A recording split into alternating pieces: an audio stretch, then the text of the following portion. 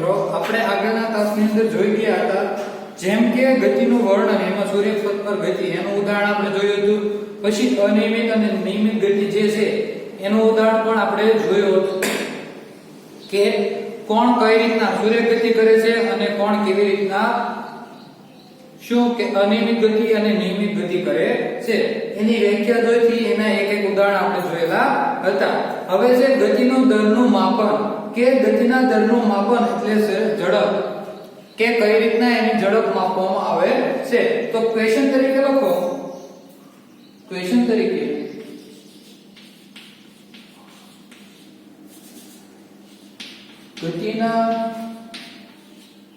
ગતિના દરના માપન વિશે સમજાવો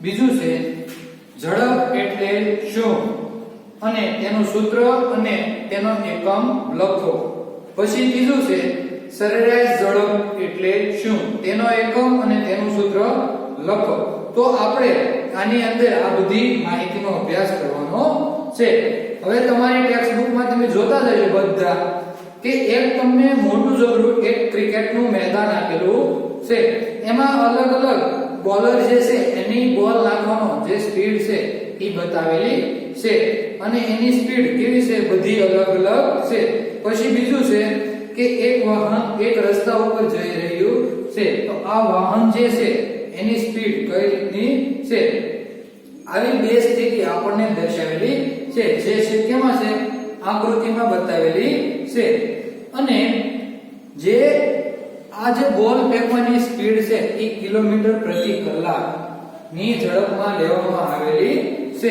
અને બીજું છે કે એમાં બીજું આકૃતિ છે એમાં એક વાહન જે ટ્રેક ઉપર એટલે રસ્તા ઉપર જઈ રહ્યું છે એમાં સાઇન બોર્ડ એટલે સાઇન બોર્ડનો ઉપયોગ કરેલો છે કે એટલી સ્પીડ રાખવી કેટલા વાહનને કયું વાહન છે કે જેને કે આ હાઈવે છે એના ઉપર કેટલી સ્પીડ રાખવી ધારો કે આપણો નેશનલ હાઈવે હોય તો અમુક વાહન ફિક્સ હોય કે એટલી સ્પીડ એને ઈ વાહન માટે રાખવી પડે છે તો એની વિશેની માહિતી લઈએ કે ચોક્કસ અંતર કાપવા માટે અલગ અલગ વસ્તુઓ જુદા જુદા સમય લે છે તો આની અંદર લખો ચોક્કસ અંતર કાપવા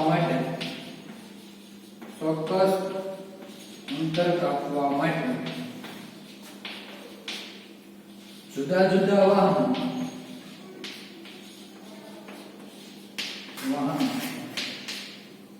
જુદો જુદો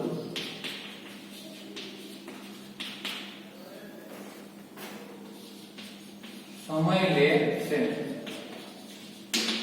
કે એને અંતર તો કાપવું છે પણ એ બધા વાહનો કેવો અલગ અલગ સમય લે છે કેટલીક વસ્તુઓ ઝડપથી ગતિ કરતી હોય છે અને કેટલીક વસ્તુઓ શું કે ધીમી ગતિએ ગતિ કરે છે તો કેટલીક વસ્તુ ઝડપથી ગતિ કરે છે કેટલીક ધીમી ગતિ કરે છે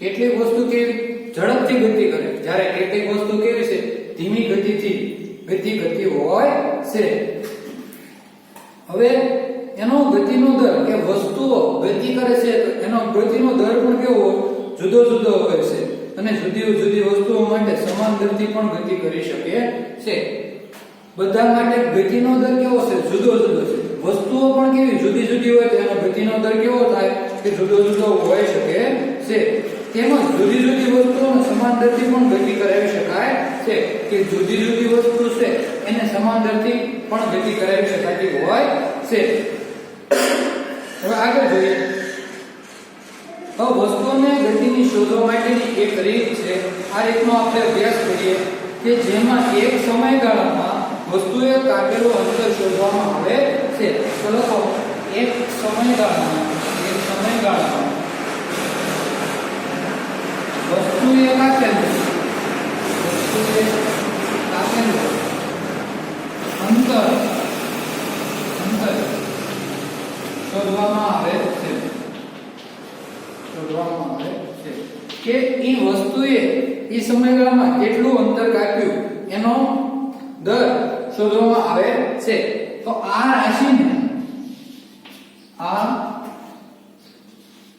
રાશિને ઝડપ કહે છે. તો તમારી વ્યાખ્યા અહીંયા એવી થઈ શકે કે ઝડપ એટલે શું, ઝડપ કોને કહેવાય છે, અથવા તો વ્યાખ્યા આપો ઝડપ કે એક સમયગાળામાં વસ્તુએ કાપેલું અંતર શોધવામાં આવે છે. આ રાશિને શું કહેવાય, ઝડપ કહેવામાં આવે છે. ઝડપનો SI એકમ કયો છે, મીટર પ્રતિ સેકન્ડ. જે ઝડપનો SI એકમ છે તેની સંજ્ઞા મીટર પ્રતિ સેકન્ડ અથવા તો આ રીતના બંને રીતના પણ લખી શકાય છે. એને મીટર પ્રતિ સેકન્ડમાં પણ લખી શકાય, બીજું એને સેન્ટીમીટર પ્રતિ સેકન્ડમાં પણ દર્શાવી શકાય છે. બીજું છે કિલોમીટર પ્રતિ કલાકમાં પણ એને દર્શાવી શકાય છે. ઝડપના વિવિધ એકમ મીટર પ્રતિ સેકન્ડ, સેન્ટીમીટર પ્રતિ સેકન્ડ, કિલોમીટર પ્રતિ કલાક આવા વિવિધ એકમોની અંદર એને દર્શાવી શકાય છે. વસ્તુની ઝડપ દર્શાવવા માટેના તેના મૂલ્યની કિસ્સામાં વસ્તુની અનિયમિત ગતિ કરતી હોય છે. કે એ જે વસ્તુ જે છે એ કેવી કે વસ્તુની ઝડપ અસલ હોવી જરૂરી નથી. તો મોટા ભાગના કિસ્સામાં વસ્તુ કેવી અનિયમિત ગતિ કરે છે. કે એ વસ્તુ છે એની ઝડપ કેવી અનિયમિત, તો એ ગતિ કેવી કરે અનિયમિત ગતિ કરે. એની ઝડપ જો ફિક્સ ન હોય તો એ જે ગતિ કરે છે એ કેવી અનિયમિત આકારની ગતિ કરતી હોય છે. તેથી આપણે વસ્તુનો દર સરેરાશ ઝડપ સ્વરૂપે દર્શાવી શકીએ છીએ. કે તેથી જે વસ્તુ છે એનો દર, વસ્તુનો દર સરેરાશ ઝડપ સ્વરૂપે દર્શાવાય છે. કે જે આ વસ્તુ છે એનો દર કેવી સરેરાશ ઝડપે અથવા તો સરેરાશ ઝડપ છે એના સ્વરૂપે દર્શાવવામાં આવે છે. હવે સરેરાશ ઝડપ કોને કહેવાય, આની અંદર છે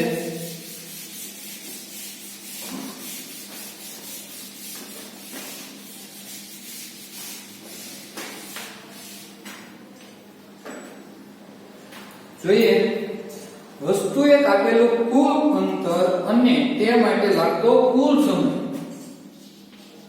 સરેરાશ ઝડપ એટલે શું, તેનું સૂત્ર અને એકમ લખો. 2 માર્કનો ક્વેશ્ચન તમને પૂછાઈ શકે કે સરેરાશ ઝડપ એટલે શું, તેનું સૂત્ર અને એકમ લખો. તો વસ્તુએ કાપેલું કુલ અંતર, આની વ્યાખ્યા, વસ્તુએ કાપેલું કુલ અંતર અને તે માટે લાગતું કેવો કુલ સમયના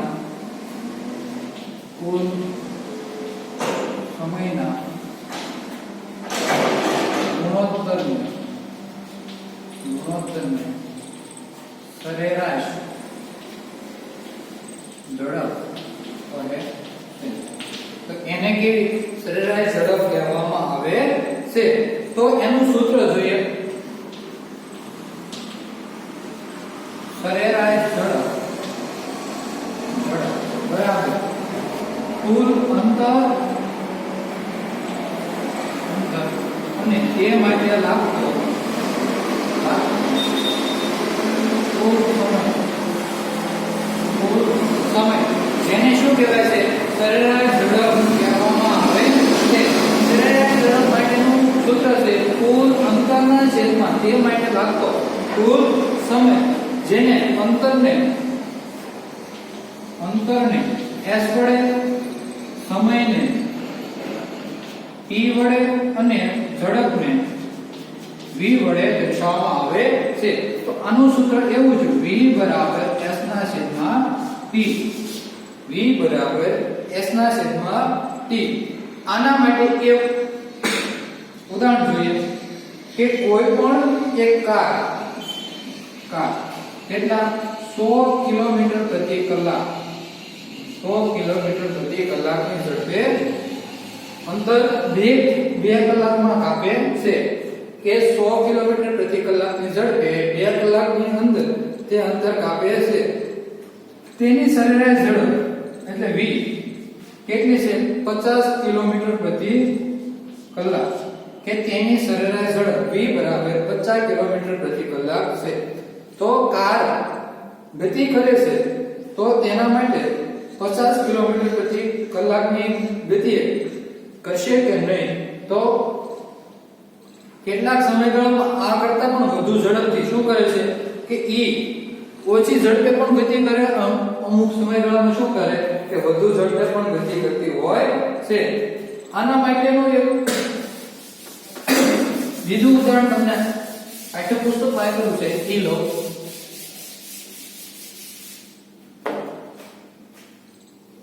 જો રકમ વાંચશું કે એક વસ્તુ 4 સેકન્ડમાં 16 મીટર અંતર કાપે. t બરાબર પહેલો ઉદાહરણ દાખલો એમાં અહીં t બરાબર કેટલી 4 સેકન્ડ. 4 સેકન્ડમાં કેટલું અંતર કાપે? 16 મીટર. એટલે s બરાબર કેટલું 16 મીટર અંતર કાપે છે. ત્યારબાદ 2 સેકન્ડમાં બીજું, પછી પાછું આ t1 s1 t2 કેટલું 2 સેકન્ડમાં બીજું s2 બરાબર કેટલું અંતર કાપે છે? 16 મીટર. 16 મીટર અંતર કાપે છે. તો તેની સરેરાશ ઝડપ v બરાબર કેટલી? તો આના માટેનું સૂત્ર જો આ રીતે v બરાબર s1 s2 t1 t2 16 16 છેદમાં કેટલા આવશે? 4 2 16 16 એટલે કેટલા થશે? 32 અને છેદમાં 6. હવે આનો આખો ભાગાકાર કરો એટલે કેટલા આવશે? 5.33. પણ આ 16 શેમાં છે? મીટરમાં છે. જ્યારે આ શેમાં છે? સેકન્ડમાં છે. તો મીટર પ્રતિ સેકન્ડ એની ઝડપ હવે કહેવાય. તો આ આપણે શું જોયું કે આ જે સરેરાશ ઝડપ છે, ધારો કે સરેરાશ ઝડપ છે એ આપણને કે મીટર પ્રતિ સેકન્ડની અંદર મળે છે. હવે હું તમને એક ઉદાહરણ તમારે દાખલા બે ગણવાના છે, એના માટે હું તમને બોલું એ તમારે લખતું જવાનું છે.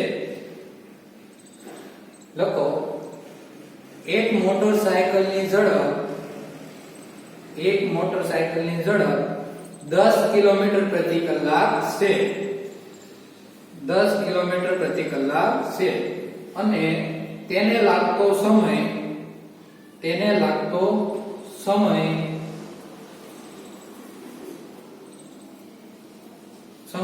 4 સેકન્ડ છે. તો તેણે કેટલું અંતર કાપ્યું હશે? હવે આમાં શું કરવાનું? જે સેકન્ડ છે એને કલાકમાં કન્વર્ટ કરવાની અને પછી શું કરવાનું કે આખો દાખલો ગણવાનો છે. બીજો દાખલો, કોઈ એક મોટરસાયકલે 10 મીટર અંતર કાપવા માટે તેને 5 સેકન્ડ લાગે છે. તો તેની સરેરાશ ઝડપ શોધો.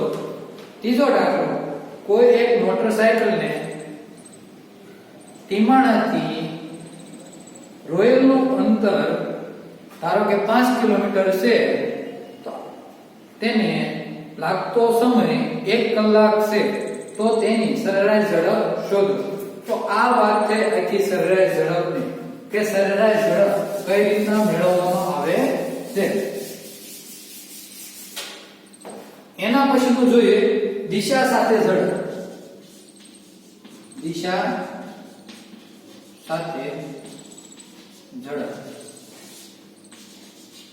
કે અમુક ફિક્સ દિશા હોય એની સાથે તે શું કરવાનું ઝડપ દર્શાવવામાં આવે છે વસ્તુની ઝડપની સાથે સાથે તેની ગતિની દિશા પણ દર્શાવાય છે તો વસ્તુનો ગતિ દર વધારે સચોટ થઈ શકે છે કે આ જે વસ્તુ છે એની સાથે સાથે એની શું કે દિશા દર્શાવવામાં આવે તો એને જે ગતિનો દર છે એ કેવો સચોટ એટલે ચોક્કસ કહી શકાય છે તો લખવામાં વસ્તુની ઝડપ સાથે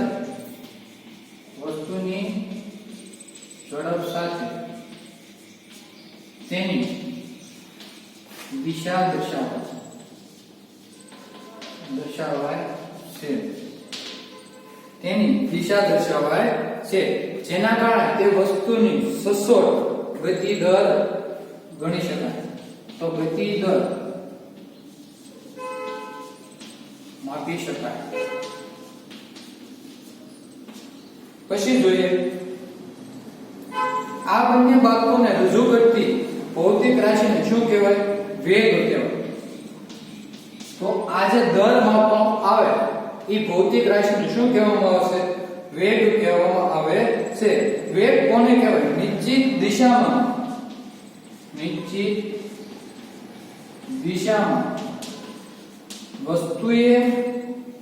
વસ્તુની ઝડપને નિશ્ચિત દિશામાં વસ્તુની ઝડપને તેનો વેગ કહે છે નિશ્ચિત દિશામાં વસ્તુની ઝડપને તેનો વેગ કહેવામાં આવે છે કોઈ વસ્તુનો વેગ સમાન કે બદલાતો હોઈ શકે કોઈ પણ વસ્તુ હોય તો વસ્તુનો વેગ સમાન કે બદલાતો હોય છે કે કોઈ પણ વસ્તુ તમે લેવામાં લ્યો છો તો એનો જે વેગ છે એ કેવો સમાન પણ હોય અને બદલાતો પણ રહેતો હોય છે તો એના માટે શું થાય કે વસ્તુની ઝડપ ગતિની દિશા કે બંનેના બદલાઈ શકે કે એની જે ગતિની દિશા છે એની ઝડપ છે આ બંને કેવી બદલાતી હોય છે જેના કારણે આ જે સમાન કે વસ્તુનો વેગ છે એ કેવો થાય બદલાતો રહે છે જ્યારે કોઈ વસ્તુ સૂર્યપથ પર બદલાતી જતી ઝડપે ગતિ કરતી હોય ત્યારે તેની ગતિનો દર સરેરાશ વેગ દ્વારા રજૂ કરી શકાય છે ધારો કે કોઈ વસ્તુ સૂર્યપથ પર ગતિ કરે છે ત્યારે એને ગતિનો દર જે માપવામાં આવે છે એને સરેરાશ વેગ દ્વારા રજૂ કરવામાં આવે છે અને તેની ગણતરી સરેરાશ ઝડપની મદદથી એની ગણતરી કરી શકાય છે તો જોઈએ કે કોઈ વસ્તુનો વેગ સમાન છે દરથી બદલાતો જતો હોય ત્યારે તેનો કેવો સરેરાશ વેગ પ્રારંભિક વેગ અને અંતિમ વેગના અંકી સરેરાશ દ્વારા મેળવી શકાય છે તો સરેરાશ વેગ બરાબર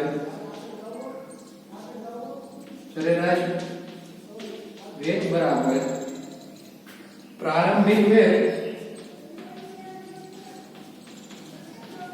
વત્તા અંતિમ વેગ છેદમાં 2 તો આનો મતલબ શું થયો કે એનો પ્રારંભિક વેગ અને અંતિમ વેગ એને ભાગ્યા 2 કરવાથી એનો કેવો સરેરાશ વેગ મળે છે હવે આ જે સરેરાશ વેગ મળે એને કે VAV વડે દર્શાવાય છે VAV ને પ્રારંભિક સ્થાનને u અંતિમ સ્થાનને v છેદમાં 2 આવી રીતના એના સૂત્રને દર્શાવવામાં આવે છે પ્રારંભિક સ્થાનને u અંતિમ સ્થાનને v તો આવી રીતના એને દર્શાવવામાં આવે છે અને ભાગ્યા 2 કરવાથી એનો સરેરાશ વેગ મળે છે હવે VAV એ વસ્તુનો સરેરાશ વેગ છે જ્યારે u વસ્તુનું કેવું છે પ્રારંભિક સ્થાન છે અને v વસ્તુનું કેવું છે અંતિમ સ્થાન દર્શાવે છે હવે આ ઝડપ અને વેગ બંનેના એકમો સમાન હોય છે એટલા માટે એનો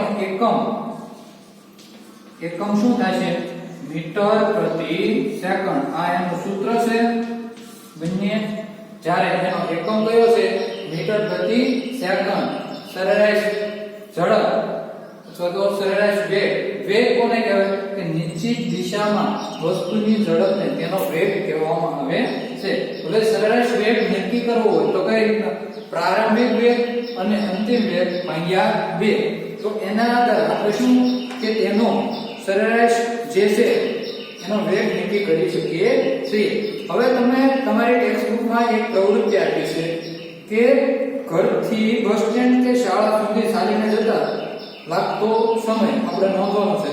તમારી શાળાની સરેરાશ ઝડપ 4 કિલોમીટર પ્રતિ કલાક છે. તો બસ સ્ટેન્ડ કે શાળાનું તમારા ઘરથી અંતર નક્કી કરવાનું છે. આ તમારી પ્રવૃત્તિ તમારા ઘરે એકવાર કરીને લખવાની છે. પછી બીજી પ્રવૃત્તિ આપી છે કે જ્યારે આકાશ વાદળાઓથી ઘેરાયેલું હોય ત્યારે વીજળી ચમકવાની કે વાદળોના ગડગડાટની ઘટના વારંવાર થતી જોવા મળે છે.